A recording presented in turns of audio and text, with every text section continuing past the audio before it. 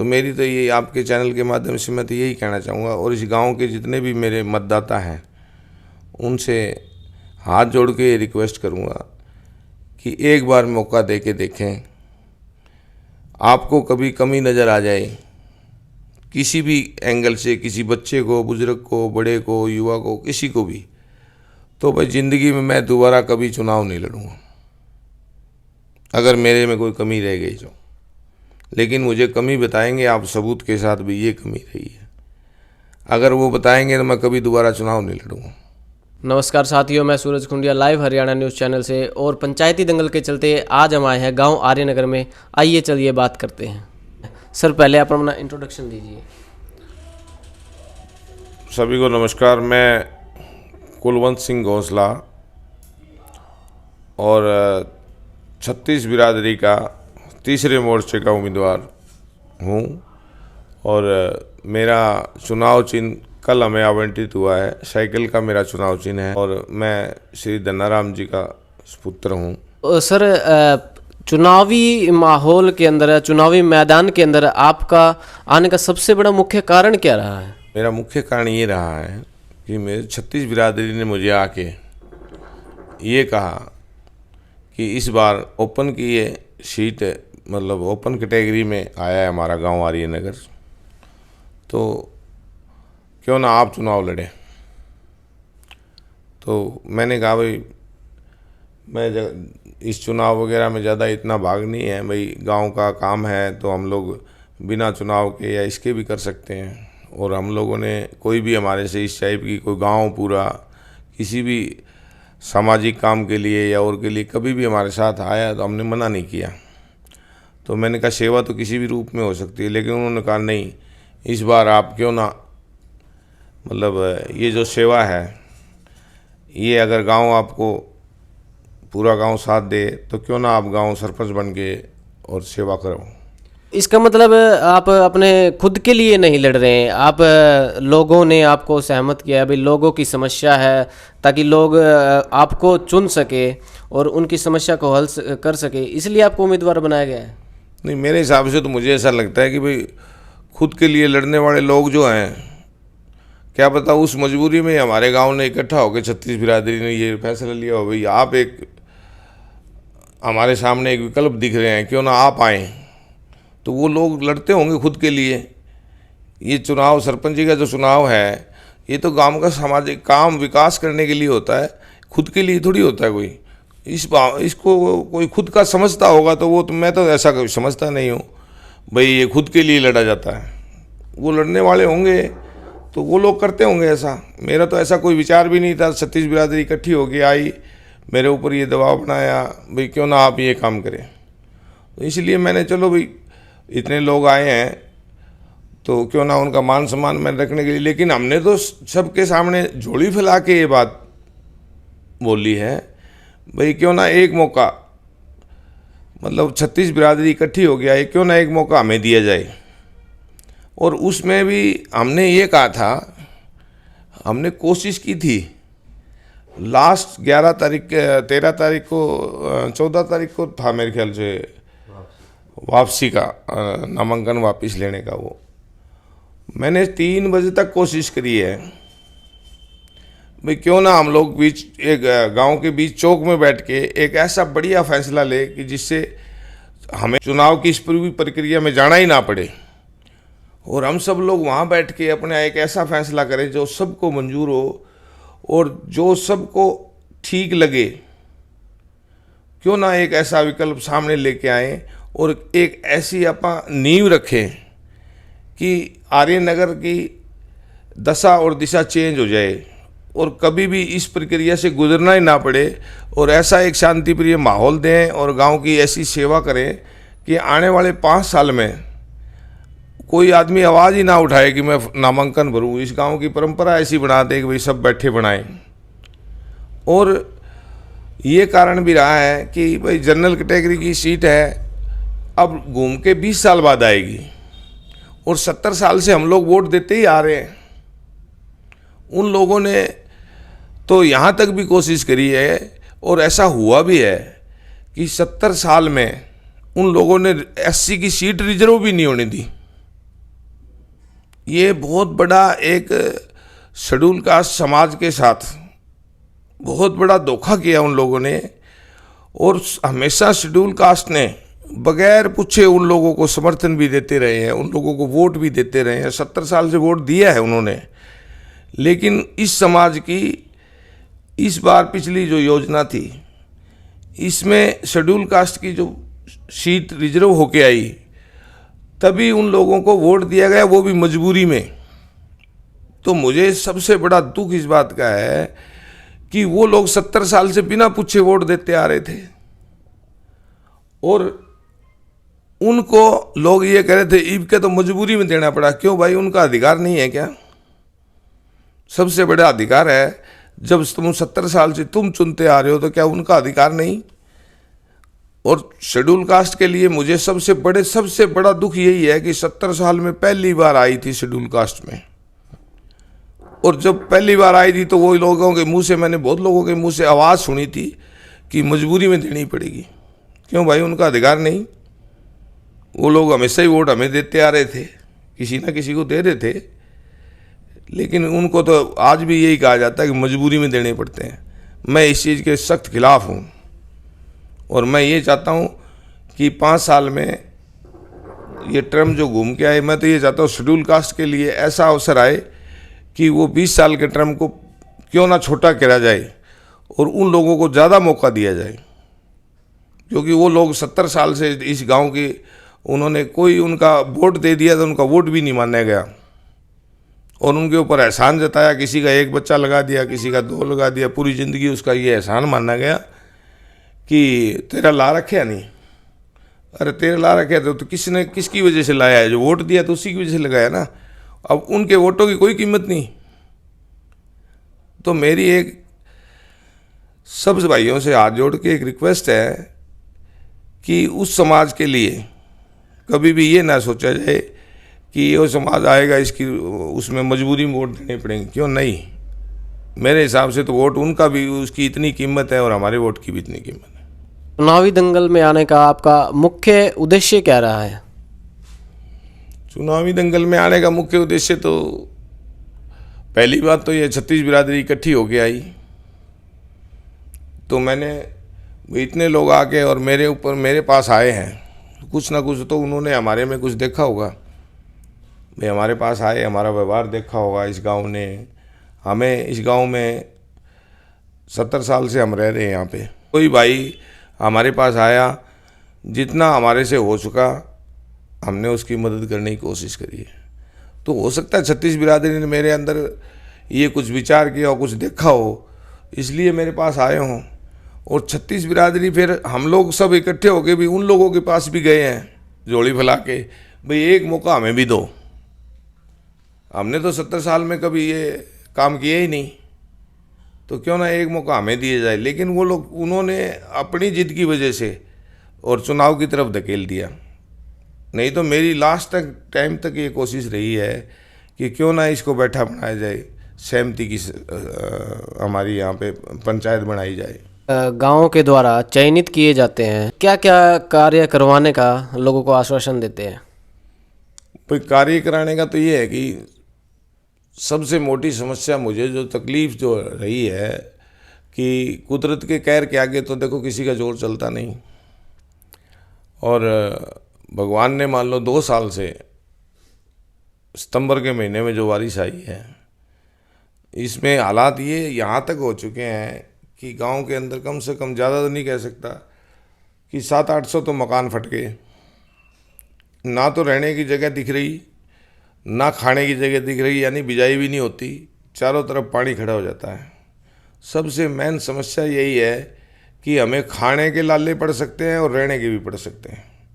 इसके ऊपर पिछली साल जो हालात हुए थे, उसमें मेरे ही पड़ोस में लगा लो या इधर लगा लो, कॉलोनियों में रहने के लिए भी इतनी मुसीबत थी कि लोग अपने घरों में जाने के लिए भी पजामे पैंट उतार के जाते थे बेचारे। चारों तरफ इतनी मक्खी मच्छर, और आखिरी में उन लोगों ने पूरा रोड ब्लॉक करके, जब हमने सब अफसर जो वीडियो के ब्लॉक के अफसर हैं उनको हमने अपने घर बुलाया था यहाँ पे और यहाँ पे बुला के उनको ये कहा था कि हमारे गांव का जितना जल्दी हो सके पानी निकाल दो, क्योंकि उसमें सबसे बड़ी मुसीबत ही गरीब लोगों को थी। उनके पास, बेचारों के पास इतनी सी जगह होती थोड़ी सी रहने के लिए, और उसमें चारों तरफ पानी, मक्खी, मच्छर। तो सबसे मोटी समस्या ये है कि पानी की व्यवस्था निकालने की इस गांव की कभी किसी ने कोशिश ही नहीं करी। एक जोड़ था जो कि पिछली बार, उसका सर्वनाश तो शुरुआत से ही चल रहा है, लेकिन पिछली बार और भी हो गया। जोड़ के कई टुकड़े हो गए, सफाई तक जोड़ की करी नहीं गई, और पानी की समस्या इतनी होगी कि नालियां पानी की भरी रही, और गांव में जो जैसी बारिश हुई वो सारा पानी खड़ा रहा, उसको निकालने का कोई प्रबंध नहीं हुआ। आखिर यहाँ पे वीडियो को बुला के पंप सेट लगाए गए, उसके बाद जैसे तैसे करके भाई, लेकिन बहुत से लोगों का तो बेचारों को नहीं निकला। मेरी प्राथमिकता सबसे पहले ये रहेगी कि कभी भी आगे ऐसा काम ना हो, जल भराव ना होने दूँ। इसके लिए मुझे जो मेरे दिमाग में है, मैं ओपन बोर कराऊंगा। इस गांव के बीच में, साइडों में मेरी कोशिश रहेगी कि 1000 फुट तक के ओपन बोर हों। और एक जो हमारा पुराना बोड़िया कुआं बोल रहे हैं, जो हमारे ये आजकल ये शनि मंदिर और ये जो मंदिर बने हुए हैं इसके पास में है, वो उसकी पहले बुज़ुर्गों ने, वो कुछ भी कहो, बुज़ुर्ग लोग बहुत शाणे थे, उन लोगों ने इस कुएं की पताल फोड़ी हुई थी। और बारिश तो बहुत हुई है पहले भी, तो कभी भी ये इस कुएं ने इस गांव को ऐसी हालत में, इस नौबत में नहीं जाने दिया जिस नौबत में अभी जा रहे हैं। जब साइंस भी तरक्की कर गई और भी सब कुछ कर गया, और उसके बाद गांव डूबने की कगार पे आ गया, तो उन लोगों की कितनी अच्छी सोच थी कि उन्होंने इस कुएं की पताड़ा फोड़ी हुई थी, और पता नहीं किन लोगों की वजह से वे कुएं को बूर दिया गया। तो मैं ये चाहूँगा कि अगर इस गाँव ने मुझे मौका दिया तो मैं सबसे पहले वो पताल दोबारा से फोड़ने का काम करूँगा, और इस पानी जल भराव की समस्या को ख़त्म करूँगा। इसकी वजह से मुझे इतनी बड़ी तकलीफ़ दिख रही है सामने कि बच्चों का स्कूल है, उस स्कूल में जाने का दिल नहीं करता, जहाँ सारा दिन बच्चे जो है वो चिड़ियों की तरह चहचहाते थे, और वो स्कूल बंद रहा हमारा। और हमारे स्कूल का जो ग्राउंड है उसकी हालात ऐसी हो गई कि आप सोच भी नहीं सकते। भी ऐसा लगता था ये स्कूल का ग्राउंड है या कोई बंजर जगह पड़ी हो कहीं गांव से बाहर, ऐसी हालात थी। जबकि हमारे गांव में सबसे बड़ा खेल का मैदान है, और उसकी किसी आदमी ने, जिनके हाथ में डोर रही हो, किसी ने ये बात वहाँ तक जाके उस समस्या को निजात पाने का काम किया नहीं, और बच्चों की पढ़ाई भी ख़राब हुई। और मेरे को सबसे बड़ी तकलीफ़ हुई क्योंकि मैं भी उस ग्राउंड में खेल के बड़ा हुआ हूँ, उसी स्कूल में हम लोग पढ़ के बड़े हुए हैं, और वहाँ पे ऐसी हालात बच्चों के, भाई बच्चे ही नहीं, और स्कूल उजड़ा पड़ा है, वो बिल्डिंग नीचे ज़मीन में धंस भी सकती है, ऐसी हालात हैं। तो मैं तो ये है कि अगर इस गांव ने मुझे मौका दिया तो मैं ये समस्या जड़ से ख़त्म कर दूंगा। तो युवाओं को लेकर आप क्या करना चाहेंगे, और उनके बारे में आपकी क्या नई सोच है जो उनके सामने आएगी अब चयनित होने के बाद में? युवाओं के लिए तो क्या है कि मैंने बहुत जगह देखी है जी। एक तो मेरे गांव में युवा जो है ना, वो कुछ अलग टाइप का कोई नशे में भी लिप्त है, ऐसा मैंने महसूस किया है, मैंने देखा भी है। तो मैं ये कोशिश करूँ मेरे गांव में किसी भी एंगल से, किसी भी कोने से वो नशा ना आए, जिससे वो ऐसे ग्रसित हो चुके हैं कि उसका कोई इलाज भी नहीं है। और वो ऐसा बैड, मेरे हिसाब से ऐसा नशा होता है कि भाई उससे किसी को लत पड़ जाए तो यूँ मान लो उसके बच्चे की ज़िंदगी ख़राब हो जाती है। तो मेरा, और दूसरा क्या है कि युवाओं को हमारे गांव में बहुत बड़े बड़े खेल भी लोग खेलते हैं, बच्चे सबसे ज़्यादा इंटरेस्ट भी रखते हैं। तो मेरा तो ये है कि युवाओं को जितना ज़्यादा खेलने के लिए, शिक्षा के लिए जो मैं दे सकूं, वो मेरी सबसे पहले यही प्राथमिकता रहेगी कि मैं युवाओं को कंधे से कंधा मिला के चलूँगा। युवा लोगों में, बच्चों में बड़ी अच्छी सोच है, ऐसी बात नहीं है। युवा बच्चों को साथ रख के मैं काम करूँगा, और बच्चों की ज़िंदगी जीनी हम लोगों को क्या है, किसी ने मौका दिया तो भी ठीक है, नहीं तो ऐसी हमें तो 20 साल के बाद तक मौका मिलना नहीं है। तो मैं तो सबसे पहले गांव से यही दरख्वास्त करूंगा कि एक मौका एक बार मेरे को दे। मैं कोशिश करूंगा इस गांव को ऐसा बनाने की आने वाले जो पीढ़ियां, बच्चे जो जवान हो रहे हैं वो देखें और ये बोले कि कोई आए थे और उन्होंने ये काम किया था। मेरे गांव में एक मेरे दिमाग में और विचार है कि हमारे जितनी भी धर्मशालाएं हैं, चाहे वो जांगड़ा समाज की हो, चाहे कुमार समाज की हो, किसी भी समाज की, छत्तीस बिरादरी की, वो सिर्फ़ और सिर्फ साल में उनमें 5-10 जो भी शादियां होती हैं खाली उस टाइम पे वो यूज़ होती हैं, नहीं तो वो ऐसी जगह वो पड़ी पड़ी वीरान भी होने लग रही हैं बहुत सी जगह, मैंने ऐसा देखा है। तो मेरी एक ये कोशिश रहेगी कि मैं युवाओं के लिए उसमें कोई खेलने की कोई ऐसी चीज़ लगाऊं जिससे बच्चे उसमें सफाई भी कर लें उसकी रोज़ाना और अपना खेल भी लें। और बच्चों के लिए जो गरीब बच्चे हैं भाई, जो ट्यूशन की फ़ीस तक दे नहीं सकते, मेरी कोशिश रहेगी सबसे पहले कि मैं उन बच्चों को निःशुल्क उनके पढ़ाई का प्रबंध करूं, क्योंकि मेरे गांव में टैलेंट की कोई कमी नहीं है। मेरे गांव में अभी मैं जैसे जा रहा हूं लोगों के घर, मैं आशीर्वाद लेने के लिए उनका, तो मैं देख रहा हूं कि बहुत सी बच्चियां मुझे ऐसी मिली जो इग्नो से बीएससी, एमएससी या ग्रेजुएशन कर रही है, और मैंने उनसे बातचीत करी है। वो बच्चियां, इतना टैलेंट भरा पड़ा है मेरे गांव में कि सब ये भी कह रहे हैं कि हम लोग भी मदद करेंगे आपकी, भी कोई ऐसा बच्चों के लिए कोई ट्यूशन पढ़ाने का है तो हम समय निकालेंगे, कोई 1 घंटा हम समय देंगे, कोई 2 घंटा। क्योंकि आज के दिन क्या है कि एक प्रचलन सा हो गया है। हमारे टाइम में तो क्या था कि सब सरकारी स्कूल में पढ़ते थे, अपने पढ़े तो पढ़े, नहीं पढ़े तो अपने खेलने चले गए। और सब बच्चे जो थे हम लोग उसी स्कूलों में पढ़े हुए हैं, बहुत बड़े बड़े अफसर मेरे गांव से बने हैं। लेकिन आज शिक्षा का थोड़ा सा चेंज बहुत बड़ा हो गया कि स्कूल में तो पढ़ना ही पढ़ना है, बाहर आगे ट्यूशन सबसे पहले। तो दोनों तरफ खर्चा इतना ज़्यादा हो चुका है और कमाई के साधन कम है। तो मैं ये चाहता हूँ कि ट्यूशन सेंटर बालक जो बच्चे जाते हैं, किसी को 5,000 रुपये साल के देने पड़ते हैं, 2 महीने के देने पड़ते हैं, महीने के देने पड़ते हैं। तो मेरा ये है कि हम उन टैलेंट को गांव से निकालें और उनको साथ मिलके हम हर धर्मशाला में ऐसा काम करें कि गरीब बच्चे भी आए उसमें और जिसका मन करे वो भी पढ़ने आए, और हम सब लोग मिलके उन बच्चों को टीचर बनाएं जिनमें टैलेंट है, और उनको खुद को ये कहें बच्चों आओ। क्योंकि उन्होंने मेरे को बोला है, जब मैं अभी कन्वेंसिंग पे जा रहा हूँ, मुझे बहुत बच्चे मिले ऐसे, और ख़ासकर मेरे गांव की बेटियाँ और बेटे मेरे गांव के, उन्होंने मुझे ये कहा कि हम लोग आपके साथ हैं, कि आप कोई ऐसा काम करिए कि हम गांव में बच्चों की शिक्षा के ऊपर खर्च कम से कम कर दें, और हम लोग 2 घंटे सुबह 2 घंटे टाइम हम आपके साथ देंगे। तो ऐसा मेरे को बड़ी खुशी हुई। तो मेरे मन में ये विचार है कि जितनी धर्मशाला है हमारी, वो ऐसा काम करूं कि वो 24 घंटे उनकी देख रेख भी रहे और वो बिजी रहें। मैं आपको और एक मेरी तरफ से एक विचार है मेरे मन में, बहुत दिनों से इसकी टीस है मेरे अंदर, कि अंबेडकर जी के नाम जो हमारी एक धर्मशाला है जो अधूरी है, कंस्ट्रक्शन उसका रुक गया बीच में, वो जिस भी कारण से रुका है, मेरी सबसे पहली बात ये रहेगी कि उन लोगों से विचार विमर्श करूँगा, उनसे बातें करके उस चीज़ को मैं दूर करने की कोशिश करूँगा। मन मुटाव, मतभेद जो भी रहे हों, मेरा सबसे पहला तो यही है कि किसी के साथ मन मुटाव ना रहे, और जो भी विकास के काम हैं वो सब लोगों से मिल बैठ के हल हों और उसमें कोई बाधा ना आए। और अंबेडकर जी की जो धर्मशाला बीच में रुकी है, सबसे पहले बनाने का काम चालू हम करेंगे उसका, और मैं कोशिश करूँगा कि बहुत भव्य और सुंदर बनाई जाए।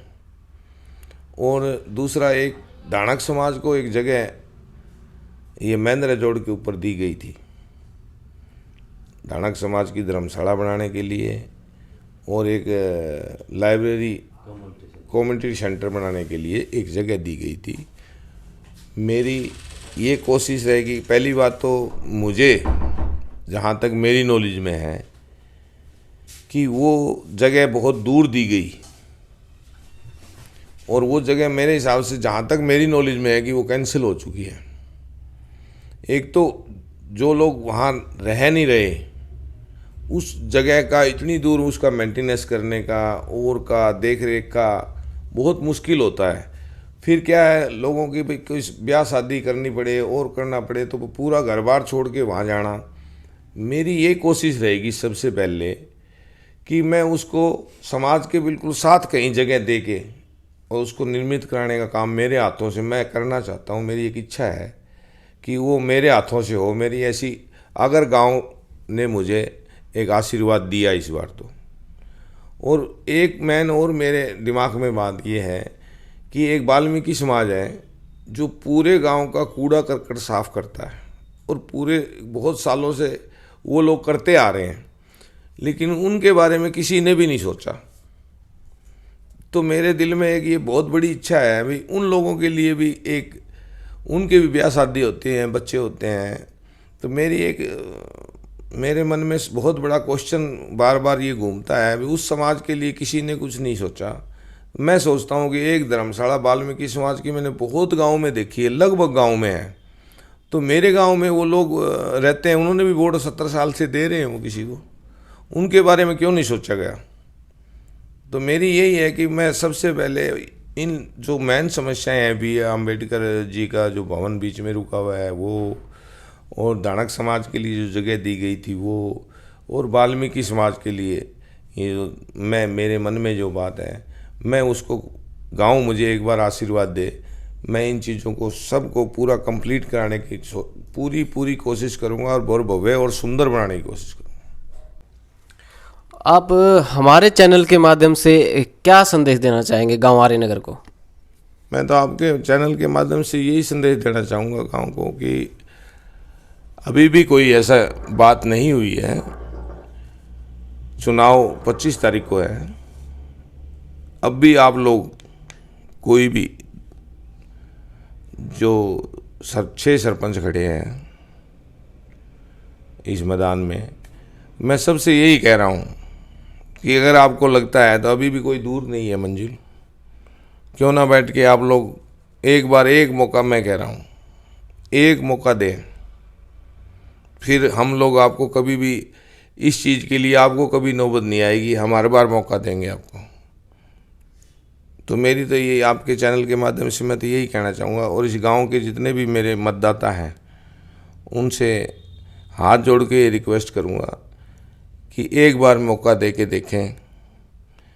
आपको कभी कमी नज़र आ जाए किसी भी एंगल से, किसी बच्चे को, बुजुर्ग को, बड़े को, युवा को, किसी को भी, तो भाई ज़िंदगी में मैं दोबारा कभी चुनाव नहीं लड़ूँगा अगर मेरे में कोई कमी रह गई तो। लेकिन मुझे कमी बताएंगे आप सबूत के साथ भी ये कमी रही है, अगर वो बताएंगे तो मैं कभी दोबारा चुनाव नहीं लड़ूँगा। मेरी तो एक यही है आपके चैनल के माध्यम से। आप सब लोगों का बहुत बहुत धन्यवाद और सब ग्राम वालों को राम राम। आपको इनके विचार अच्छे लगे हैं तो हमारी वीडियो को लाइक, शेयर और सब्सक्राइब जरूर करें। अपनी भावना को प्रत्यक्ष करने के लिए कमेंट जरूर करें। धन्यवाद।